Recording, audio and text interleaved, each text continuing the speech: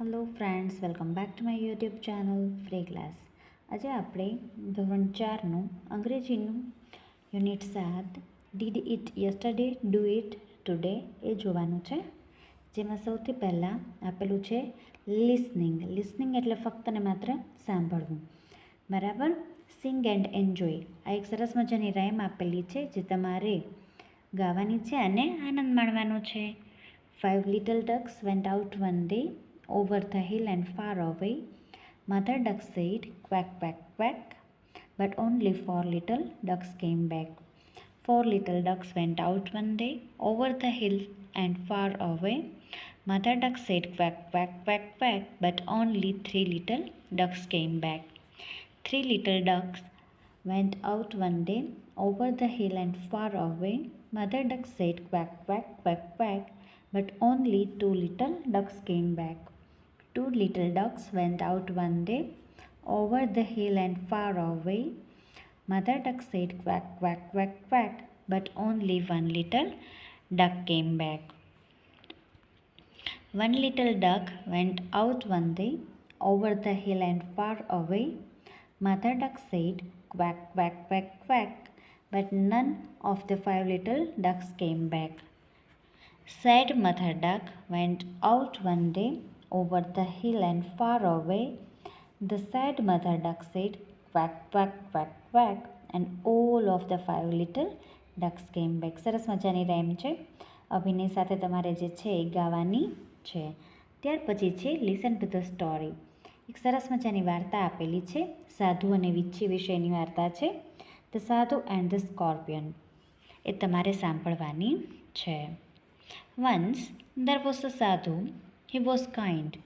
One day he was taking bath in the river. He saw a scorpion. Scorpion એટલે વીછી થાય. It was drawing. The sadhu took it and tried to put it out, but the scorpion stung his finger. There was heavy pain in Sadhu's hand. He dropped the scorpion in the water. Again he took him and tried to put it on the dry place. Once again he failed. At last he succeeded. He put the scorpion in a dry and safe place. One man was watching this. He asked the sadhu, why did you save it? It stung you again and again. Sadhu replied, to sting is its nature and to save is my nature. It cannot give up its nature. I should not give up my nature. આવી સરસ મજાની story સાંભળ્યા બાદ read the sentences and write true and false. The sadhu was kind. Answer true. The scorpion was taking bath in the river. No, it's false. The sadhu wanted to save the scorpion. Answer is true. ત્યાર પછી page number 71 પર જોઈ લઈએ. The scorpion stung the sadhu. Yes, so many times. Sadhu's nature is to save. Yes. True. The sadhu did not save the scorpion. False. Sadhu save the scorpion. ત્યાર પછી આપેલું છે reading. Here is the diary page of Mahek. Read the diary page. Diary page આપેલું છે મહેકનું, એ વાંચીને નીચેના question answer લખવાના છે. વન વર્ડની અંદર જ તમારે જે છે લખવાનું છે. મેં જે છે એ આખા વાક્યમાં લખેલું છે. તમારે એક શબ્દ જેનો જવાબ આપવાનો છે. Who wrote the diary page? Answer is Mahek. Who made the healthy breakfast for Mahek?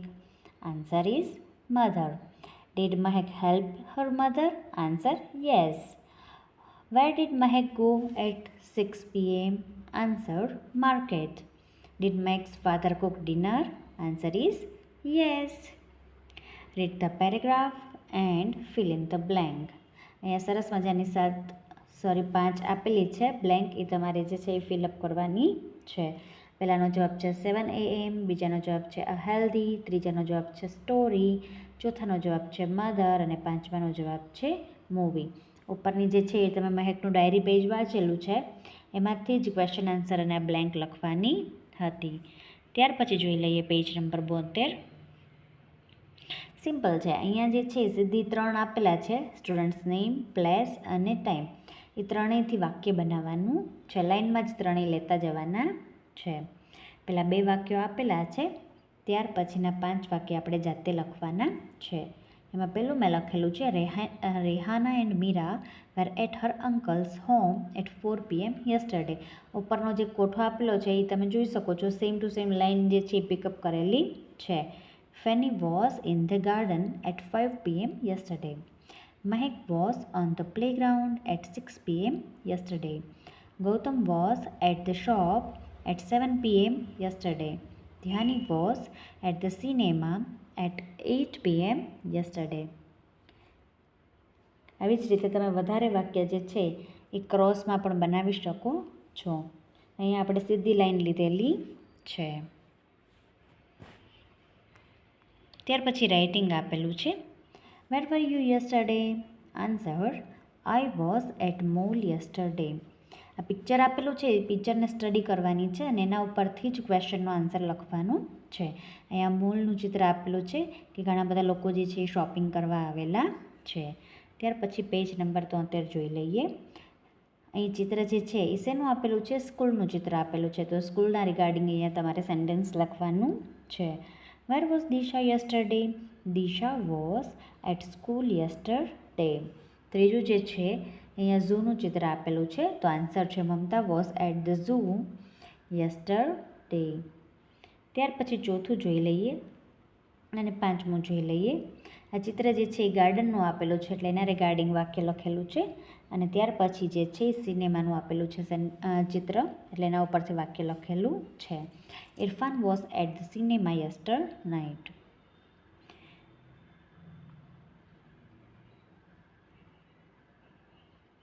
Classify કરવાના છે સેન્ટેન્સીસ, ઉપર આપેલા જ છે. There was a heavy rain yesterday. There is no rain today. એટલે યસ્ટરડેના સેન્ટેન્સીસ છે, જે ભૂતકાળના વાક્યો છે એ યસ્ટરડેમાં લખવાના છે અને વર્તમાનકાળના વાક્યો આપેલા છે તે ટુડેમાં લખવાના છે. એટલે આ જે પહેલું વાક્ય આપેલું છે એ અને એની નીચે આપેલું વાક્ય એ બંને અહીંયા લખવાના છે. અને આ દેર ઇઝ નો રેઇનવાળું વાક્ય અને આ વાક્ય છે તે બંને અહીંયા લખવાના છે. લખી નાખો શાંતિથી. એ લખાઈ જાય ત્યાર પછી પેજ નંબર 73 જોઈ લઈએ. લેંગ્વેજ ફંક્શન આપેલું છે. Study the pictures and write the appropriate words in the blank. પહેલાં પિક્ચર સ્ટડી કરવાની છે અને ત્યાર પછી બ્લેન્ક જે છે એ ફિલઅપ કરવાની છે.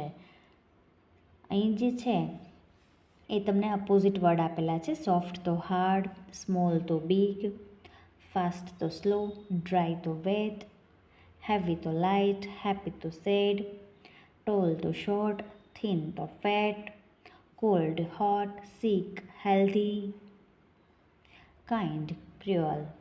હવે આ જે છે લેટર એને એરેન્જ કરવાના છે અને મિનિંગફુલ વર્ડ બનાવવાનું છે. પેલું છે કોલ્ડ, બીજું છે કાઇન્ડ, ત્રીજું આપેલું છે હોટ, ચોથું ટોલ, પાંચમું ફેટ, છઠ્ઠું ડ્રાય, સાતમું ફાસ્ટ, આઠમું બિગ, નવમું સેડ અને 10મું હેપી.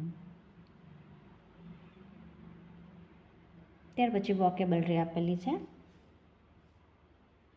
હેપી તો સેડ, અહીં જે છે તમારા અપોઝિટ વર્ડ લખવાના છે, જે ઉપર તમને ચિત્રમાં આપેલા જ હતા તે જ અપોઝિટ વર્ડ અહીંયા આપેલા છે. હેવી તો લાઇટ, હેલ્ધી તો સિક, શોર્ટ તો ટોલ, કાઇન્ડ તો ક્રુઅલ, સ્મોલ તો બિગ, સોફ્ટ તો હાર્ડ, સ્લો તો ફાસ્ટ, હોટ તો કોલ્ડ, ક્લોઝ તો ઓપન, વેટ તો ડ્રાય, થિન તો ફેટ. ત્યાર પછી પેજ નંબર 76 જોઈ લઈએ. Fill in the blanks with the help of the words given in the bracket. Vishwa always eats healthy food. Healthy food ખાય છે એટલે હેલ્ધી હોય. Madhav respect his grandparents. He is polite.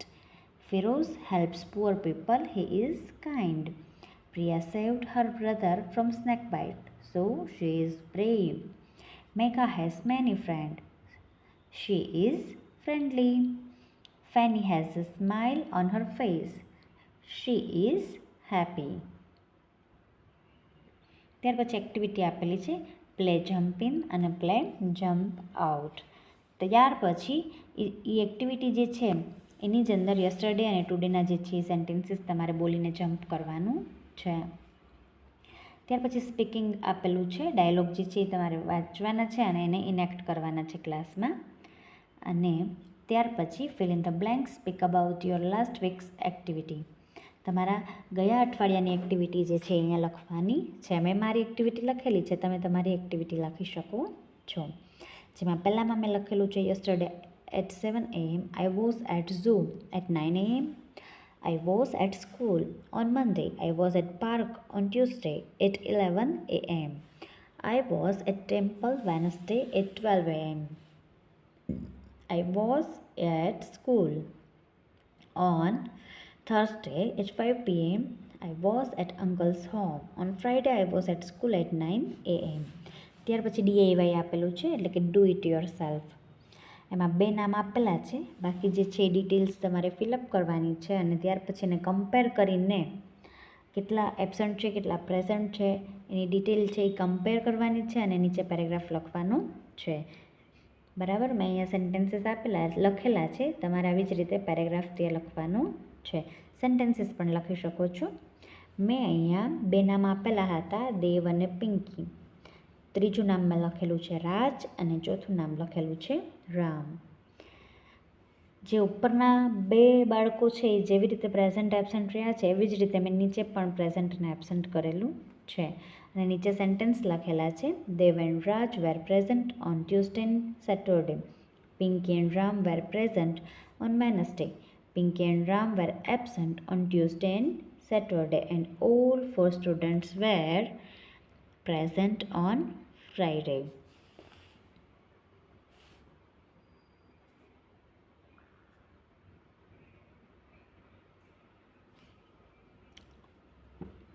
Thank you friends. હવે મળશે આપણે આપણા નવા વિડીયોમાં.